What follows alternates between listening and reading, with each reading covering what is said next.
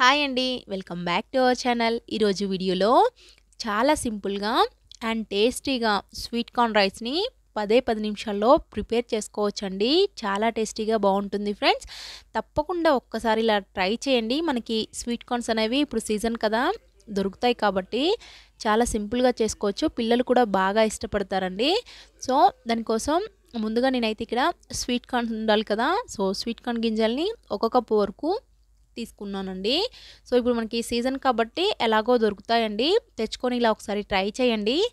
And ఆ తర్వాత కొద్దిగా అన్ని బిర్యానీ దినుసులు తీసుకోండి. చూస్తున్నారు కదా. అదేవిధంగా రైస్ని కూడా నానబెట్టుకోనండి. నేను ఇక్కడ పావుగంట పాటు ముందుగానే నానబెట్టుకున్నాను అనమాట. సో ఒక గ్లాస్ రైస్ వరకు నేను నానబెట్టాను. అండ్ ఇప్పుడు ప్రాసెస్ ఏంటో చూపిస్తానండి. ముందుగా స్టవ్ ఆన్ చేసుకొని ఏదైనా పాత్రను పెట్టుకొని ఇందులోకి ఒక ఫుల్ స్పూన్ వరకు నెయ్యిని యాడ్ చేసుకోనండి. సో ఈ నెయ్యి మెల్ట్ అయ్యేటప్పుడు కొంచెం ఆయిల్ని కూడా యాడ్ చేసుకోనండి అదే పాత్రలోకి. ఆ తర్వాత ముందుగా మనం తీసుకున్న ఈ బిర్యానీ దినుసుల్ని యాడ్ చేసుకోనండి.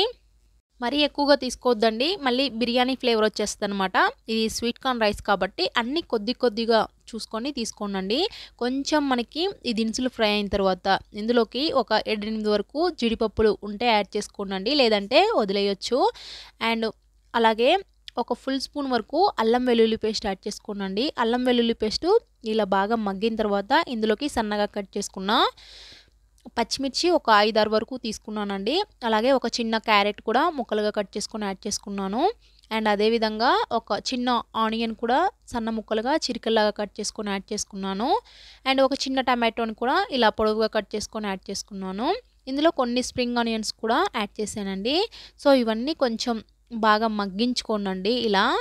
ఆ తర్వాత ఇందులోనే కొద్దిగా పుదీనా కూడా యాడ్ చేసుకోనండి. పుదీనా అండ్ కొత్తిమీరను కూడా యాడ్ చేసుకొని బాగా మిక్స్ చేసుకోనండి.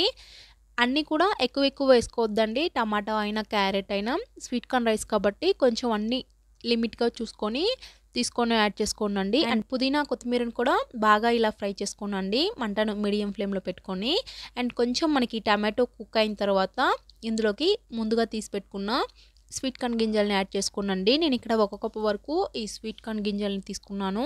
సో నేను ఇక్కడ ఒక గ్లాస్ వరకే చేస్తున్నాను కాబట్టి అన్నీ కూడా వెజిటబుల్స్ కానీ స్వీట్ కార్న్ కానీ చూసి తీసుకున్నానండి. మీరు ఒకవేళ హాఫ్ కేజీ కనుక తీసుకున్నట్లయితే క్వాంటిటీ ఈ వెజిటబుల్స్ అన్నీ కూడా కొంచెం క్వాంటిటీని పెంచుకొని తీసుకోనండి. ఇవన్నీ యాడ్ చేసుకొని బాగా మిక్స్ చేసిన తర్వాత అలా ఒక 5 నిమిషాలు వదిలేయండి మూతను పెట్టేసుకొని. చూసారు కదా మనకి స్వీట్ కార్న్ కూడా చక్కగా ఉడికినాయి అనమాట. సో ఈ టైంలో మళ్ళీ ఒకసారి బాగా కలుపుకోనండి. అండ్ ఇలా ఒకసారి బాగా కలుపుకొని ఇందులోకి ఇప్పుడు మనం ముందుగా నానబెట్టుకున్న రైస్ని యాడ్ చేసుకోవాలండి.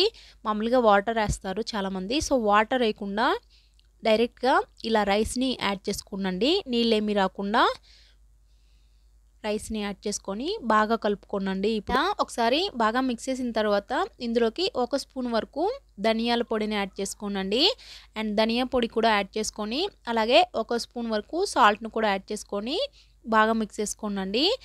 అండ్ మూతను పెట్టేసుకొని ఇలా రైస్ని యాడ్ చేసుకున్న తర్వాత ఒక 2 మినిట్స్ అలా వదిలేయండి మంటను తక్కువ ఫ్లేమ్లో పెట్టుకొని.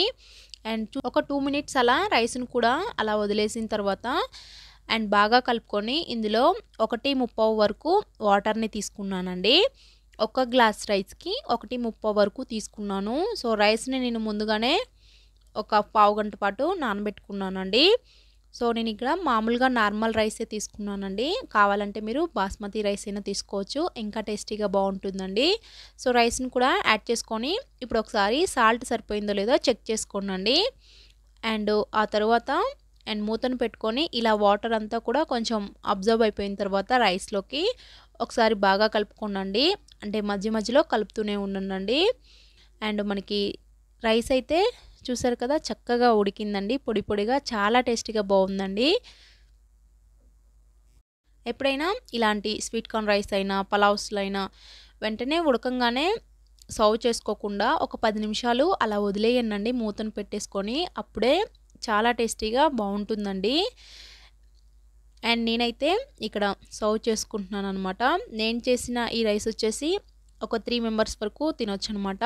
దీనికి సైడ్ డిష్ కూడా అవసరం లేదండి, మామూలుగా ఇలా తినేయచ్చు అనమాట. అండ్ నేను ఇక్కడ పెరుగు రైతాని తీసుకున్నాను అనమాట. అండ్ చాలా టేస్టీగా బాగుంటుందండి. లిటరల్లీ ఒక్కసారి ఇలా ట్రై చేయండి. సింపుల్గా 10 నిమిషాల్లో అయిపోయింది ఫ్రెండ్స్. అండ్ పిల్లలకి కూడా బాగా నచ్చుతుందండి. మనం లంచ్ బాక్స్లో కూడా ఇలా ప్రిపేర్ చేసి ఇవ్వచ్చు అనమాట. సో వీడియో చూసారు కదండి. వీడియోకి డెఫినెట్గా ఒక లైక్ చేయండి. అండ్ మన ఛానల్ని కొత్తగా ఎవరైనా చూస్తున్నట్లయితే సబ్స్క్రైబ్ చేసుకోవడం మర్చిపోవద్దండి. అండ్ మంచి మంచి వీడియోస్ అన్నీ మన ఛానల్లో ఉన్నాయండి. తప్పకుండా విజిట్ చేయండి. అండ్ మరొక మంచి వీడియోతో మీ ముందుంటాను.